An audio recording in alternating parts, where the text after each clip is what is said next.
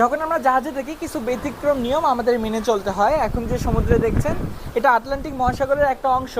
আজকে সমুদ্রের অবস্থা খুব বেশি ভয়ঙ্কর না, তবে কিছুটা ব্যতিক্রম, একটু উত্তাল মনে হচ্ছে। তো দেখেন সমুদ্রের এই যে অবস্থা, এখানে বাতাসও কেমন বেশি, এটা আমার কথা শুনে আপনারা হয়তো বুঝতে পারছেন।